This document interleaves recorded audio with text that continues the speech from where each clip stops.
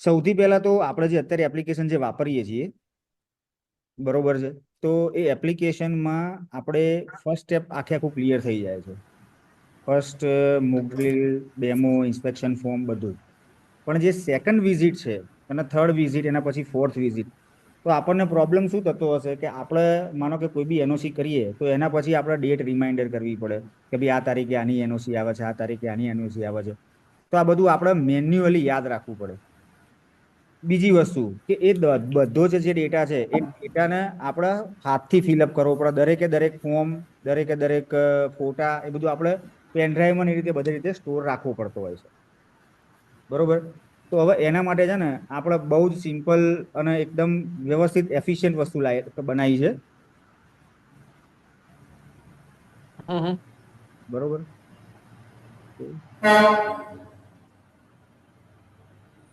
તમને બતાવી દઉં. આપણે લોગિન છે.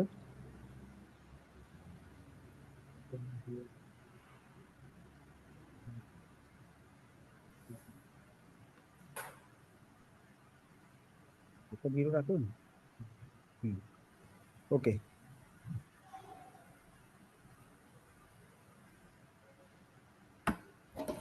બરોબર છે. આ સિમ્પલ એક ડેશબોર્ડ છે.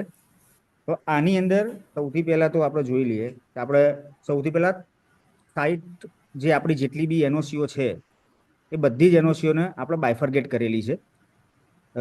એના કોર્પોરેશન વાઇઝ, રિજિયન વાઇઝ, કે ભાઈ અમદાવાદ મ્યુનિસિપલ કોર્પોરેશન છે કે ગાંધીનગર છે, ગાંધીનગર મ્યુનિસિપલ કોર્પોરેશન છે, ગાંધીનગર રિજિયન છે, એ બધું આપણો બધો જ ડેટા એ બધું આપણે એનઓસી ઉપરથી ડાયરેક્ટ ફેચ કરીએ છીએ. એમાં આ સેકન્ડ વિઝિટ, થર્ડ વિઝિટ અને આ ફોર્થ વિઝિટ. હવે આની અંદર જતા પહેલા આપણે એક વસ્તુ જોઈએ કે સૌથી પહેલા તો અહીંથી આપણે એક એનઓસી એડ કરીશું.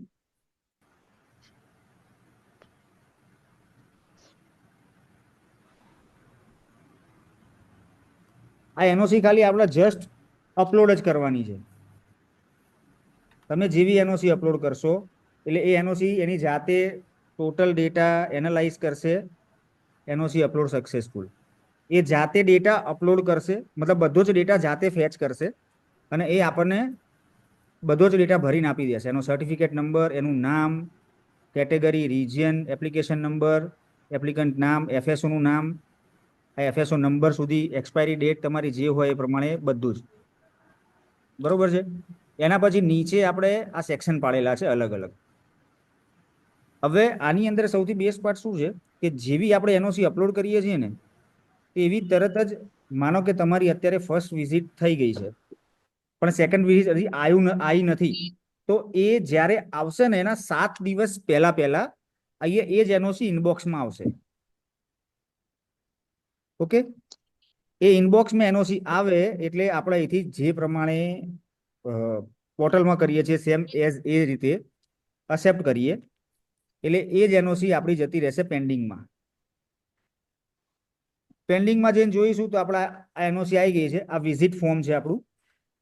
હવે એ જે આપણું ઇન્સ્પેક્શન ફોર્મ છે ને જે આપણે ભરીએ છીએ એ જ આખું સેમ ટુ સેમ છે.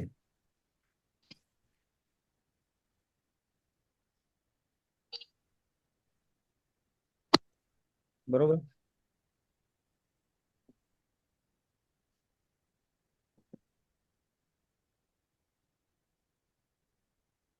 આ તમે આપણે જે એફએસઓ ની એનઓસી છે એ જ એફએસઓ નું નામ આવશે, એની ઇન્સ્પેક્શન ડેટ. બરોબર છે. હવે આપણી જોડે જે લોકો વિઝિટ કરતા હોય એમનું નામ, એ બધું. પછી કોન્ટેક્ટ ડિટેલ ને બધું ભરીએ છીએ. આ આખું ફોર્મ આપણે એ રીતે બનાવી આપણે પોર્ટલમાં જે વાપરીએ છીએ એ રીતે બનાવી. યસ નો ના ઓપ્શન છે. યસ બાજુમાં આપણે કોઈ રિમાર્ક નાખવા હોય તો એના માટે એના રિમાર્ક નાખવા માટે છે. એના પછી કોઈ ઇન્સ્ટ્રક્શન હોય તો એ છે. બરોબર. સેમ એ જ રીતે છે.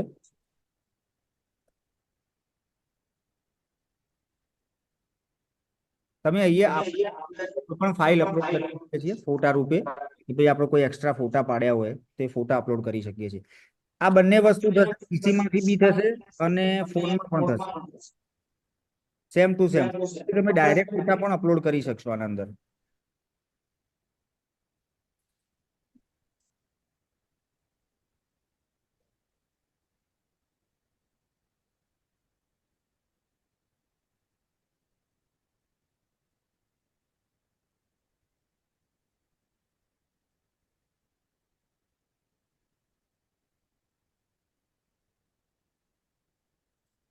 ઓકે, આ ફોર્મ અત્યારે હાલ હું કશું ભરતો નથી, ખાલી એમનું સેવ કર્યું છે.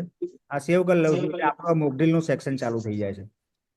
સેમ એઝ એ જ રીતે આપણે મોકડ્રીલ નું સેક્શન કરીએ છીએ, એ જ મોકડ્રીલ નું સેક્શન છે, એ જ ક્વેશ્ચન, એ જ રીતે અત્યારે આપણે કદાચ પીસી માં જોઈ રહ્યા છીએ તો આમાં આપણને અત્યારે ગેલેરીનું ઓપ્શન બતાવે છે, પણ આ જ વસ્તુ મોબાઈલમાં જોઈશું તો આપણને અહીંયા ડાયરેક્ટ ફોટો અપલોડ કરવાનો ઓપ્શન મળશે. બરોબર છે, સેમ એ જ બધી જ વસ્તુ. ઓકે, સેક્શન વાઇઝ અલગ અલગ તમે એક સેક્શન એટલે બીજા સેક્શન પર જતું રહેશે. અહીંયા આપણને ટાઈમિંગ ને બધું બતાવે છે કે ભાઈ આપણે મોકડ્રીલ ને કેટલા ટાઈમ માટે કરી, શું કરી. સેક્શન સી અને સેક્શન ડી આપણે એક ફોર્મ ભરી જોઈશું, પણ ખાલી બેઝિક જોઈ લઈએ. ઓકે, આ ફોર્મ તમારું આપણે સેકન્ડ ઇન્સ્પેક્શન ભરી દીધું એટલે આ ફાયર ઇન્સ્પેક્શન મોકડ્રીલ રન થઈ ગઈ. હવે આ જે ફોર્મ આપણે ડાઉનલોડ કરી શકીએ છીએ. બરોબર છે, જે રીતે તમે જોઈ શકશો આપ. આની અંદર જે બધું મોકલેલું હશે બધું જ તમને દેખાશે.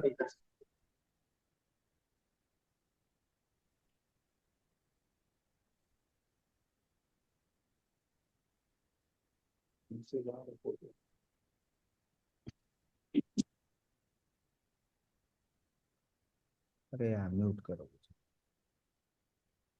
અરે જેનો સ્પીકર ચાલુ છે પેલા મ્યુટ કરી દો ને.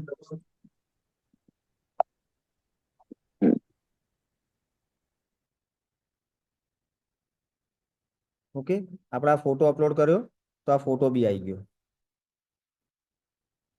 આ મોકડ્રીલ રિપોર્ટ, મોકડ્રીલમાં બી એ જ રીતે છે. ઓકે, હવે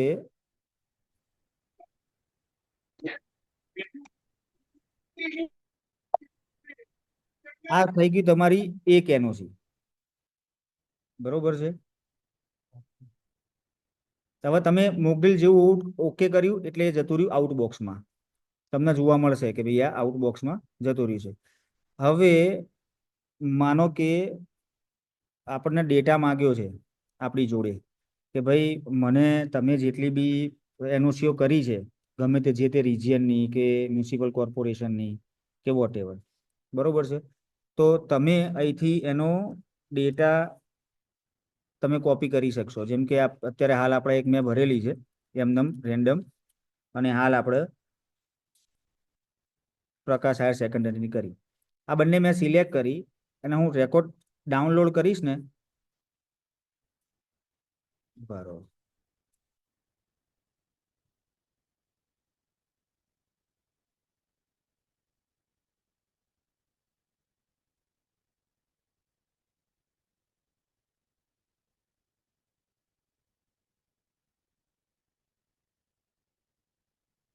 આ બંનેના રેકોર્ડ મેં ડાઉનલોડ કર્યા. તો બંનેના ફોર્મ એમાં જેટલી બી ઇન્સ્પેક્શન થયેલા હશે, સેકન્ડ વિઝિટ થયેલી હશે, થર્ડ વિઝિટ થયેલી હશે કે ફોર્થ વિઝિટ થયેલી હશે, એ આપણને ઝીપ ફાઇલમાં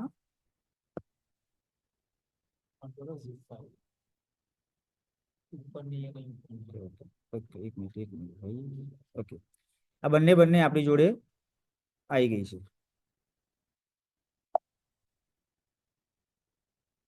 બરોબર છે, આ પ્રકાશની હાલ આપણે જોઈ એ આખું ફોર્મ, એમાં ફર્સ્ટ વિઝિટ જ હશે તો આપણે ફર્સ્ટ વિઝિટ કરી છે તો ખાલી ફર્સ્ટ વિઝિટનો જ ડેટા આપણી જોડે આવશે. બરોબર છે, અને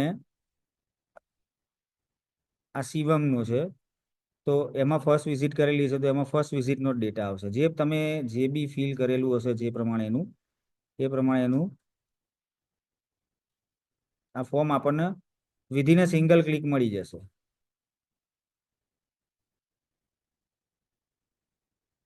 બરોબર છે, જે બી ફોટા આપણે ચડાયેલા છે આ મોકડ્રીલ સેક્શન છે, તો મોકડ્રીલ સેક્શન આપણે એઝ ઇટ ઇઝ, એમાં ડેટ ને બધું આવી જશે, કઈ તારીખે ચડાયા છે અને એ બધું જ. ઓકે, બીજી એક વસ્તુ, આ થઈ ગયું ફોર્મ ફિલઅપની વાત. હવે આપણે થોડા આગળ વધીએ. હવે માનો કે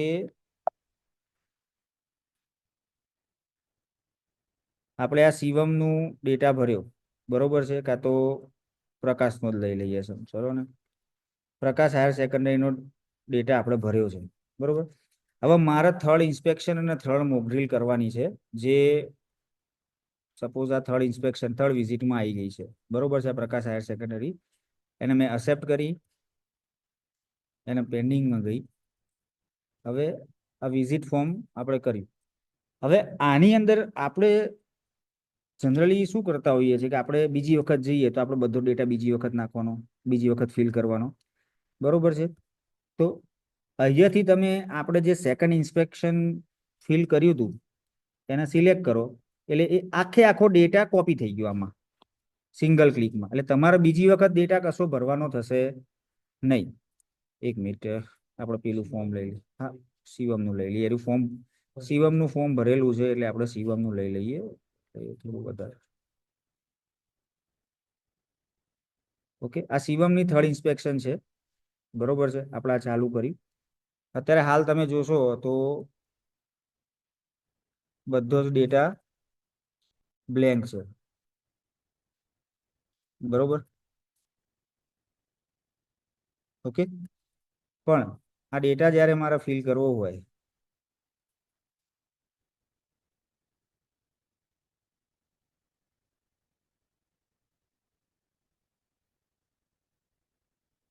તો એ આ એપ્લાય લાસ્ટ ઇન્સ્પેક્શન, એમાં મેં જે સેકન્ડ વિઝિટ કરેલી છે એ આ સિલેક્ટ કરીશ, એટલે ડેટા બધો જ આવી જશે.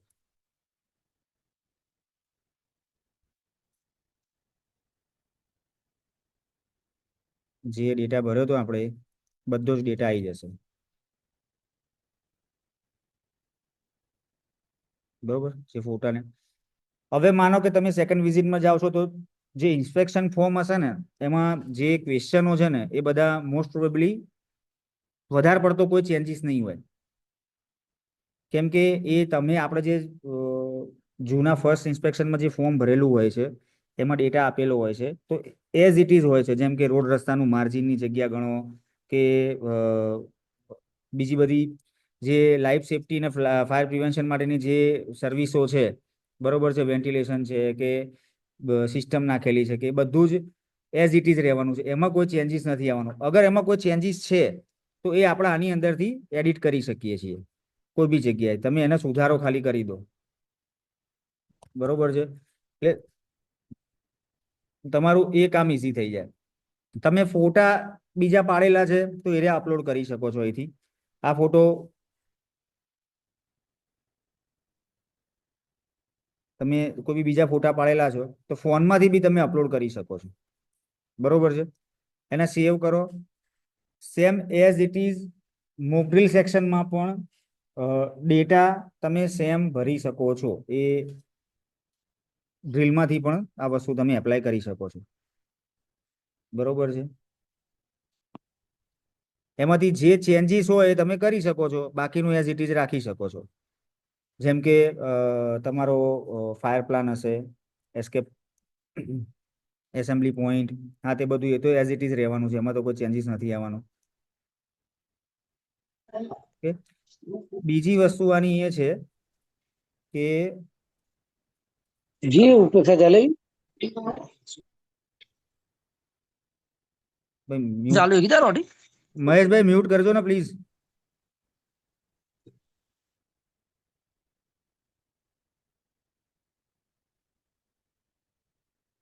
ઓકે, એટલે આ એ વસ્તુ થઈ. હવે આની અંદર તમે એવું નથી કે એક એનઓસી આપણે અપલોડ કરવાની છે, તમે એક સાથે 20 એનઓસી અપલોડ કરી શકશો અને 20 એનઓસી રિફ્લેક્ટ થઈ જશે. જેવી એનઓસી તમે અપલોડ કરશો એટલે તમારી વિઝિટ ડિસ્ટ્રીબ્યુટ થઈ જશે અને 7 દિવસ પહેલા એનું રિમાઇન્ડર બી આવી જશે કે ભાઈ તમારી સેકન્ડ વિઝિટમાં કેટલી એનઓસીઓ છે, થર્ડ વિઝિટમાં કેટલી છે, ફોર્થ વિઝિટમાં કેટલી છે. આ એનઓસી એક્સપાયર થશે ને એટલે આપણને અહીંયા એક્સપાયરમાં બી એનઓસી જોવા મળશે.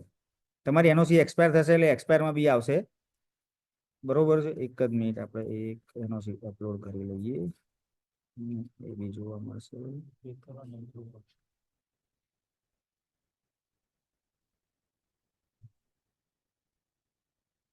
કઈ હતી એક્સપાયર વાળી?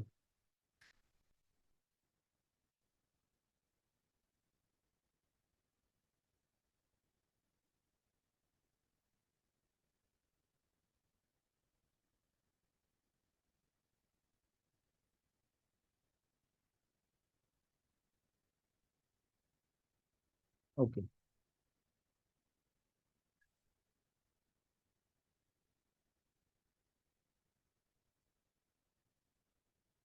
જેપીજી અપલોડ કરી? અચ્છા, પીડીએફ હશે તો વાંધો નહીં. ઓકે, થઈ ગઈ છે અપલોડ. આ પુષ્પરાજ આર્કેડ બરોબર છે.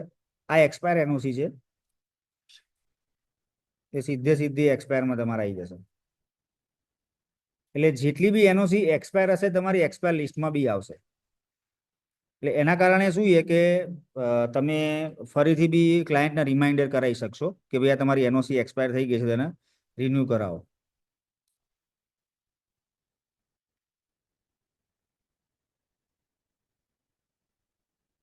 આને તમે ફિલ્ટર કરી શકશો.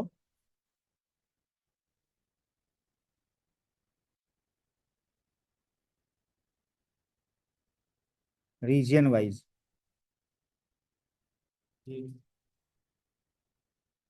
તમે આને રિજિયન વાઇઝ ફિલ્ટર કરી શકશો. અમદાવાદ મ્યુનિસિપલ કોર્પોરેશન છે, ગાંધીનગર આરએફઓ છે. એટલે જે પ્રમાણે એનઓસીમાં લખેલું હશે આપણી એ પ્રમાણે બધું જ ફિલ્ટર થઈ જશે. તમારે જે રીતે ફિલ્ટર કરાવવું હોય તમે ફિલ્ટર એસેન્ડિંગ ડિસેન્ડિંગમાં ફિલ્ટર કરાવી શકો છો. બેઝિકલી આટલી વસ્તુ છે.